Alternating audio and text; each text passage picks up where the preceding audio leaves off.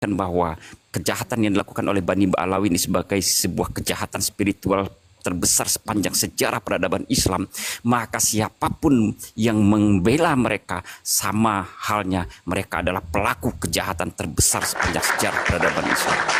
Kan begitu. Lah kemudian narasi saya yang mana yang salah? Iya bang, istilahnya begini bang, kita tidak sedang dalam melakukan atau menarasikan pembenaran. Sama-sama kita saling mengoreksi, dalam diskusi itu mencari kebenaran menurut literasi sejarah. Bahkan dari Al-Quran, daftar tafsir-tafsirnya kan kita bisa pelajari. Bukan hanya dari satu keyakinan kita sebagai muslim, tapi dari sisi saudara kita yang Nasrani juga, yang Hindu juga, yang Buddha juga ada loh bang. Fakta-fakta literasi dan bukti-buktinya ada. Ya kebetulan saja di negara kita yang terjadi pada bangsa kita adalah mayoritas muslim. Seperti itu bang. Jelas ayatnya di Quran itu. Yahudiyah wa Nasroniyah. Jadi kita berpatokan ke situ bang. Kalau saya secara pribadi ngaji ke kiai-kiai itu berpatokan di situ dari persoalan bangsa. Tapi kalau dari persoalan akidah, otomatis kan ada kitabnya mereka yang bisa kita kaji bersama. Seperti itu bang. Nah soal hubungan keluarga, misal contoh ada orang yang sudah ditakdir memang berjodoh, kan kita tidak bisa pungkiri itu kan, fakta. Lah kita coba dengan meluruskan akidahnya. Seperti itu kira-kira mungkin lah ya, agar tidak timbul konflik intern antara nasab dengan keluarga itu. Ya keluarga itu kan nasab bang. Darah itu kan nasab ini. Kita tidak bisa pungkiri misal sudah punya anak bahkan punya cucu dari hasil perkawinan silang kan begitu. Terus apa pilihan solusinya? Ya satu-satunya akidah bang. Solusinya bunuh diri. Ya ojo lah. Bunuh diri ya. Ojo mon. Si aku tak pasang baju sih gak enak aku dengan Om Deji ini. Dulu. Kalau saya kan menilainya gini sebetulnya ya sebelum Muhyiddin naik. Saya melihat itu sebetulnya Bani Ba'alawi yang sekarang itu merupakan korban ya. Korban dari leluhur-leluhur mereka yang udah kadung mengaku-ngaku sebagai cucu Nabi. Artinya di dataran itu sebetulnya kadang saya berpikir juga ya Allah gitu, kasihan ya Ba'alawi ini yang zaman sekarang gara-gara si leluhur mereka memaksakan si Ubed itu untuk menjadi cucu Nabi kan gitu, lalu mereka membuat tokoh fiktif yang namanya Fakihil Muqaddam kan gitu, kemudian yang menjadi korban justru adalah anak turunan mereka, zuriat-zuriatnya Bani Ubed ini kan gitu. Nah mereka itu sebetulnya korban. Makanya solusinya menurut saya kan begini.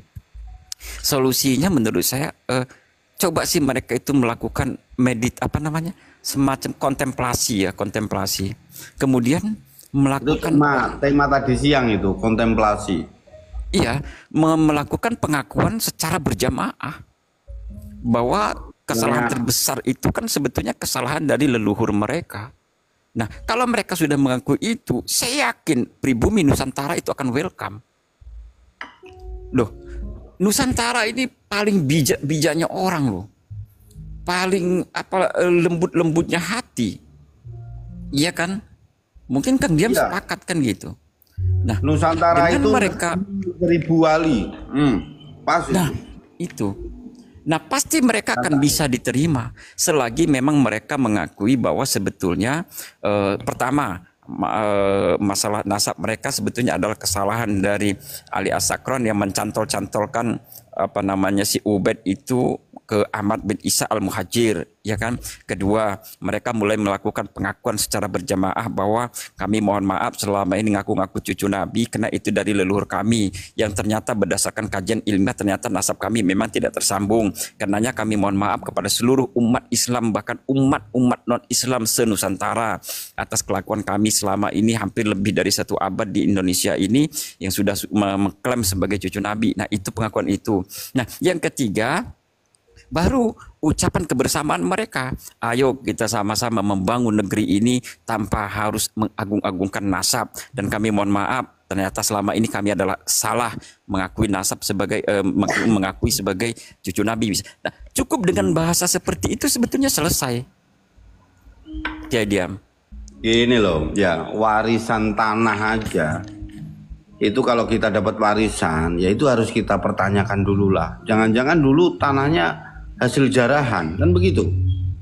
Nah ini cucu-cucu atau duriyah yang sekarang dari klan Ba'alawi, kalau mereka memang berhati baik, berjiwa kesatria, bukan satria kuda putih ya, berhati mulia, ya pasti nggak akan, toh sekalipun meyakini hanya untuk internal dirinya, dan mereka paham bahwa hidup ini tidak ada sangkut pautnya dengan keturunan. Gitu. Nggak perlulah jiwa kita mulia, yang penting tujuan kita yang mulia untuk mencari ridhonya. Kayak kan contoh dari Habaib itu yang beliau lebih baik diam, tidak berkeming di persoalan nasab, bahkan tidak ikut-ikutan kayak gitu. Itu harapannya hanya itu saja sih. Jadi memang kesalahannya itu cucu-cucu yang sekarang eksis itu kan korban. Saya sepakat. Jadi memang sudah terlanjur dari dulu kesalahan yang tidak segera diluruskan. Berarti kalau sesuatu yang bengkok kemudian tidak diluruskan, itu sama dengan kesengajaan. Dan sebuah kesengajaan pasti ada kebutuhan. Itu. Ada motifnya. Betul. Pasti ada motifnya. Dan motifnya itu kan udah jelas, ya kan?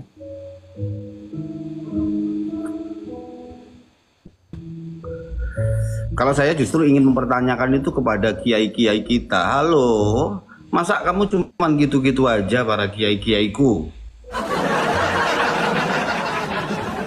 Kalau kau memang asli, ya jangan bersandingan dengan yang KW-KW dong. Masyarakat bingung lah nanti.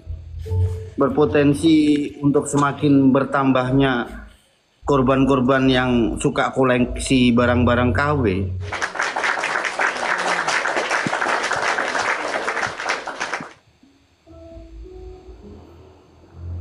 Ya, saya kira bagaimana cara melepaskan dari jebakan Batman ini loh. Seperti itu loh. Kira-kira Bang. Gimana jebakan Batman itu? Jadi Bang Diam, saya mau tanya sama ente. Mutakhir ini, akhir-akhir ini seringkali para ulama dan kiai-kiai beliau-beliau yang sudah sowan ke hadapan Allah, ini kan sering dinukil demi untuk membenarkan asumsi mereka. Itu kayak mana? Masa Bang Diam rela kiai itu Ya tidak. almarhum ini aja tidak mempermasalahkan, kok kalian memasalahkan? Aduh, itu terlalu berani kalau buat saya. Ya tentunya para alim ulama lah ya, Ustadz, Kiai, coba dong ke santri-santri atau murid-murid di madrasah-madrasah itu dijelaskan bedanya nasab dengan sanad. Kalau nasab itu tentang darah atau keluarga, sanad itu ilmu, ada konsepnya masing-masing tentunya. Kalau nasab itu fakta atau pembuktian, atau kalau terbarunya adalah seperti apa ya, surat nikah, terus apa lagi itu kayak kakak, kan begitu. Kalau masalah nasab ya terkait juga dengan hal warisan dan wasiat, tentunya ada ilmunya yaitu faraid. Itu saja. Tapi ketika masuk kepada ranah guru, sanad keilmuan, ini yang sangat rancu. Seolah-olah gurunya itu seperti nabi, dimaksumkan. Guru selain Nabi Muhammad itu belum tentu maksum. Karena Nabi Muhammad pun konsepnya dimaksumkan oleh Allah. Dan tentu ada konsepnya Ahlul Bait. Itu kan yang jelas literasinya. Selain itu tidak akan luput dari persoalan salah, keliru, lupa. Seperti itu. Teman-teman kadang-kadang salah yang dikaprahkan, tidak dijelaskan. Konsep guru itu ta'ziman wa takriman. Selama sesuai konsep keilmuannya yang diwariskan oleh Nabi Rasulullah. Tapi kalau tidak sesuai, kita ada takriman. Maksud takriman itu menghormati, tetap dengan adab dan akhlak menghormati cara menegurnya, atau dengan cara bertanya, kiai, ustadz, guru, apakah benar ini? Kira-kira begitu. Bukan pas seperti apa yang mereka narasikan, berarti kalian tidak percaya dengan ulama-ulama yang sebelumnya, yang sudah meninggal, para sesepuh-sesepuh. Contoh Kiai Banten, terus Kiai Hasim, terus Mbah Kholil, terus para sunan, Wali Songo. Beliau kan sudah meninggalkan kita secara jasad, yang tentunya kita tidak bisa bertabayun apa yang sebetulnya terjadi dahulu. Loh, terus pas dijadikan bukti dan fakta sekarang. Padahal yang bisa kita jadikan bukti dan fakta sekarang dari literasi beliau, peninggalan beliau. 1, artefak. 2, kitab. Kan bisa kita baca toh. Kitab-kitab karangan para beliau, sejarah beliau bagaimana dahulu. Yang menjadi salah yang dikaprahkan, salah yang dikaprahkan itu dengan menyebut, diartikan mengisbat. Contoh yang masih bersama kita sekarang. Contoh, mohon maaf pada santri dan alumni Sidogiri, Kiai Fuad. Dulu pernah menyebut beliau itu mengucapkan selamat ulang tahun kepada Habib Lutfi. Oleh mereka dianggap mengisbat. Itu kan salah tapi dikaprahkan, kan begitu. Akhirnya rancu semua. Padahal sangat mudah untuk menjadikan membantah dengan bukti terbalik. Apakah dengan menyebut itu dianggap mengisbat? Tidak bisa seperti itu. Karena isbat dengan sebutan beda. Seperti sebutan kiai di rum-rum, seperti ini ustadz atau siapapun lah. Itu bukan berarti mengisbat. Seperti kadang-kadang sering saya disebut kiai, ya salah. Itu karena saya bukan kiai, bukan ustadz, bukan kus dengan lora. Diam bukan berarti menyetujui, bukan. Karena kita menghormati teman diskusi kita. Kan begitu kira-kira menurut saya sementara. Ya Bang Satria dan Om Deddy ya. Ngapunten, ya mungkin salah, ya monggo bagaimana yang benar kira-kira.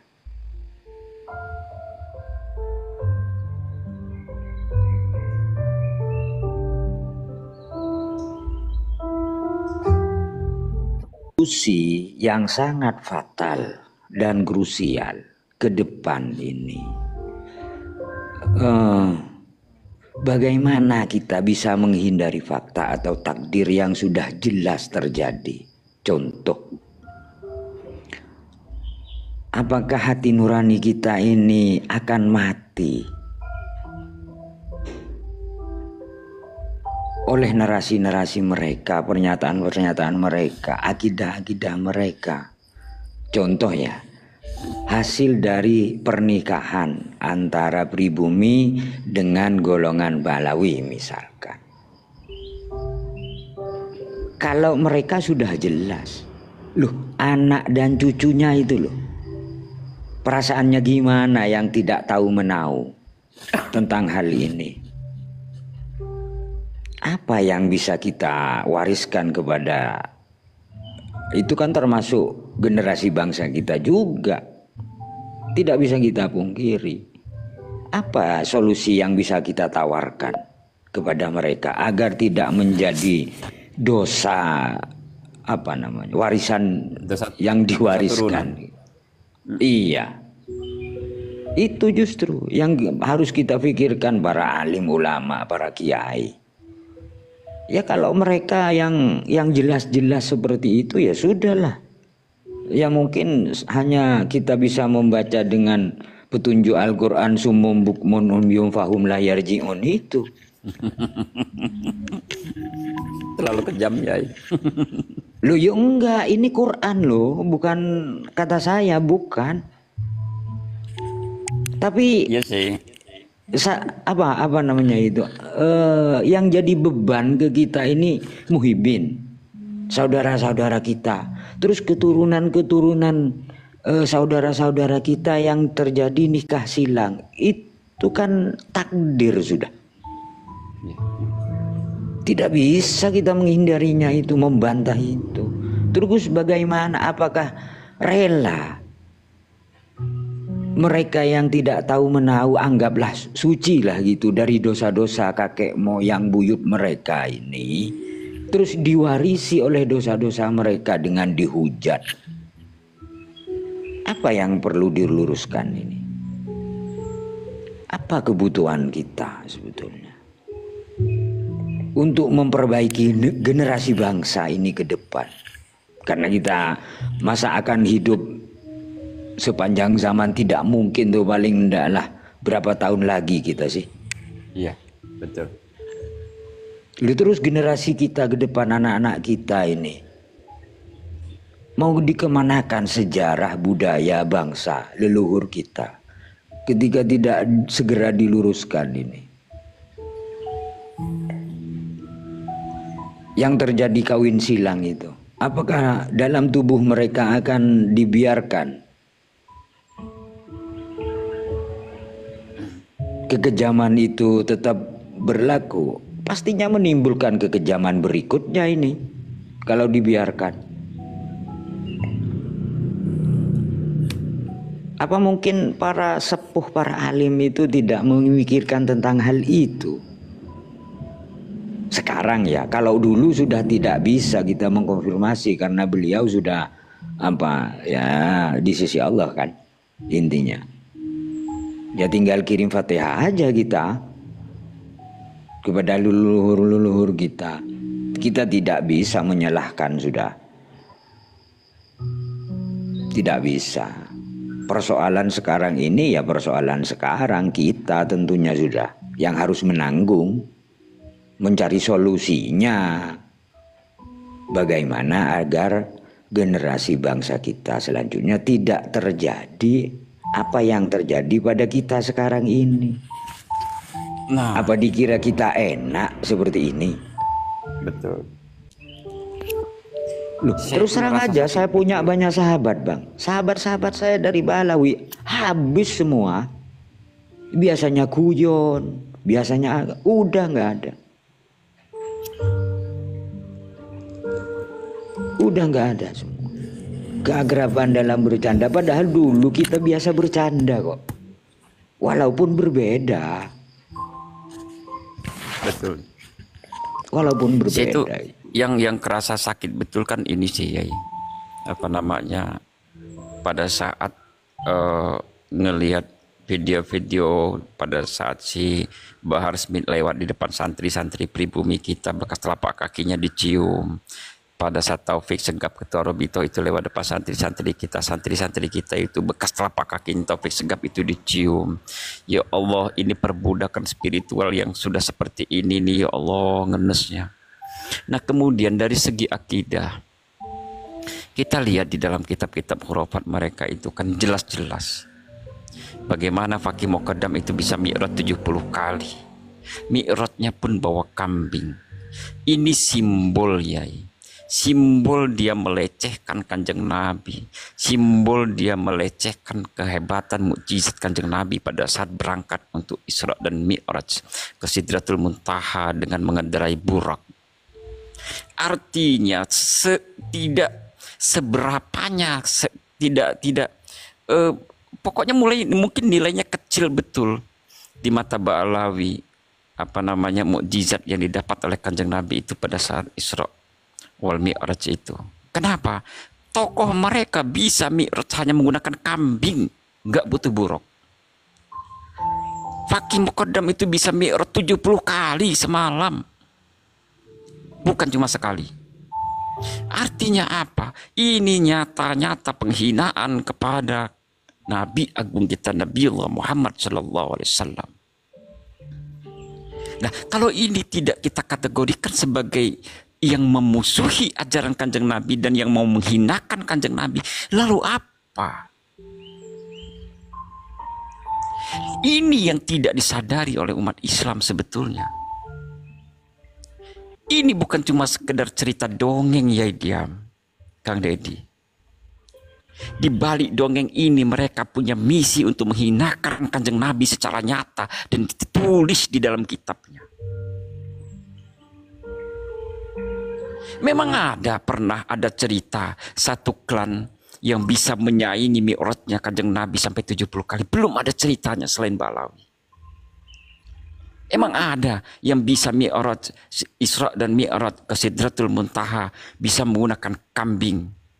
Di saat Kanjeng Nabi menggunakan kendaraan burak itu pun diberangkatkan oleh Allah. Gak ada. Hanya Ba'alawi yang bisa menandingi dan menyaingi Kanjeng Nabi.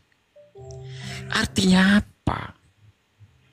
Nyata sudah bahwa memang tujuan klan Bani Ba'alawi ini memang untuk menghinakan Kanjeng Nabi. Ini yang bikin saya murka.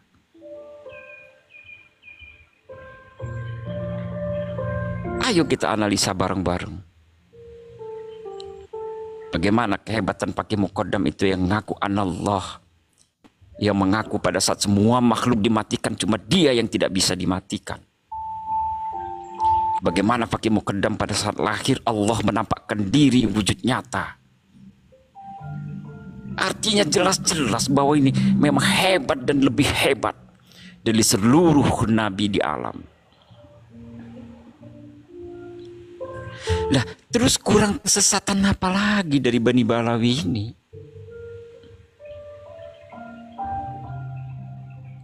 Apa ini nggak disadari? Lalu kita masih berani mengaku sebagai orang Islam, tetapi tidak mampu berbuat dan berkata yang benar bahwa itu adalah ajaran khurafat, bahwa itu sesat dan menyesatkan. Lalu kita masih mengaku sebagai umat Islam yang tidak mampu mengatakan bahwa ajaran Bani Ba'alawi itu merupakan penjajahan spiritual sepanjang sejarah.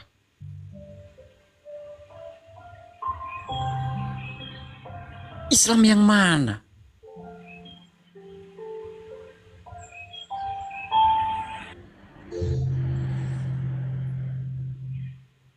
Ibarat kata Yai Sarip, kita ini udah habis bodrek itu berlempeng-lempeng.